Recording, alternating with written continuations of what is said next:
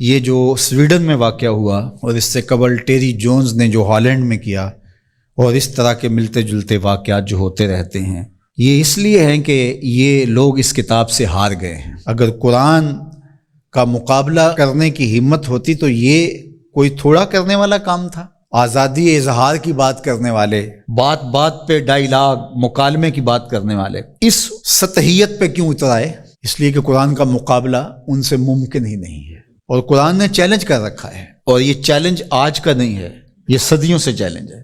Challenge یہ نہیں کیا گیا کہ بڑی صورت لے کر آؤ، 3 آیات پر مشتمل ایک صورت ہی لے آؤ، نہیں لا سکے۔ تیرے سامنے یوں دبے لچے فصحا عرب کے بڑے بڑے، کوئی جانے کے منہ میں زبان نہیں بلکہ جسم میں جان نہیں۔ جب قرآن کا چیلنج قرآن میں موجود ہے، اور وہ اس محدود زمانے کے لیے نہیں تھا، قیامت تک ہے کہ صرف 3 آیتیں لے آؤ اس قرآن کے مقابلے میں، اور سب جمع ہو جاؤ، وقت بھی جتنا مانگتے ہو، قیامت تک تمہارے پاس وقت ہے۔ تو اگر یہ کام نہیں کر پا رہے اور کتاب رحمت قرآن مجید کے نسخے کو توہین کا نشانہ بناتے ہیں، تو اس کا مطلب سیدھا سیدھا یہ ہے کہ یہ شکست خوردہ لوگ ہیں۔ یہ جو مکالمے کی اور ڈائیلاگ کی بات کرتے ہیں، یہ صرف زبان سے اور منہ سے کرتے ہیں۔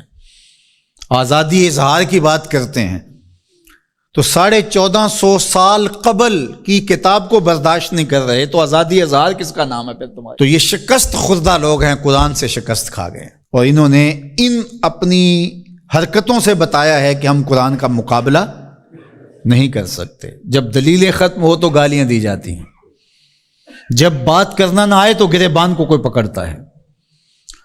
تو قرآن مجید کے ساتھ اہانت امیز سلوک اس بات کی دلیل ہے کہ آج دنیا قرآن کا مقابلہ کرنے سے قاصر ہے، جس طرح ماضی میں قاصر تھی، اور قیامت تک اس کا معاوضہ ممکن نہیں ہے۔ اور جب معاوضہ ممکن نہیں ہوگا تو اوچی ہتھ کنڈے ہوں گے، اور اس طرح کی نیچ حرکتیں ہوں گی۔ لوگوں نے لوگوں کے ساتھ لڑائیاں کیا، بھلا کسی نے کتابوں کو بھی جلایا ہے، کسی نے کتابوں کی بھی بے حرمتی کی ہے، کبھی ایسا بھی ہوا ہے؟ اور آج جو مغرب کے قصیدے پڑھتے پھرتے ہیں، یہ ان مکروہ چہروں کو دیکھیں۔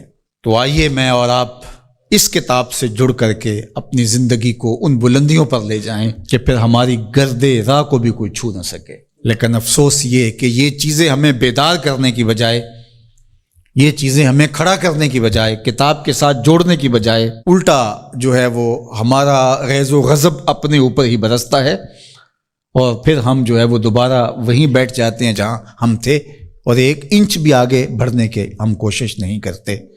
یہ واقعات امتوں کو کھڑا کر دیتے ہیں۔ آپ تاریخ پڑھیں، چھوٹے چھوٹے واقعات سے قومیں کھڑی ہو جاتی ہیں، لیکن قوم ہو تو کھڑی ہوگی نا، اور جب قوم ہی نہیں ہوگی تو قیامت بھی ٹوٹ جائے تو کوئی فرق نہیں پڑتا۔ اقبال نے کہا تھا، جس سے تعمیر ہو آدم کی، یہ وہ گل ہی نہیں۔ اس مٹی سے پھر کچھ بھی نہیں بنے گا، یہ مٹی کی مٹی رہے گی، تودا رہے گا ریت کا، کچھ بھی نہیں بنے گا۔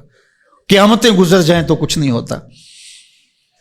تو یہ چیزیں امت کو کھڑی کر دیں، اور کتاب رحمت کے ساتھ ہم جو ہے وہ جڑ جائیں، اور اس طرح جڑیں کہ ہمارا اوڑھنا بچھونا اس کتاب کی تعلیمات کے نتیجے میں ہو، اور پھر دیکھنا کہ دنیا تسخیر کرنے کا راستہ یہیں سے نکلے گا۔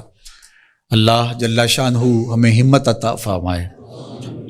اگرچہ ہمارا دل بہت دکھا ہے اس معاملے کے اندر، اور اس وقت پیدر پہ ایسے واقعات ہوتے ہیں کہ ہمارا دل زخمی ہوتا ہے، لیکن ہم اس کا کیا کر سکتے ہیں جب تک ہمارے پاس قوت نہیں ہوگی، شوکت اور حشمت نہیں ہوگی۔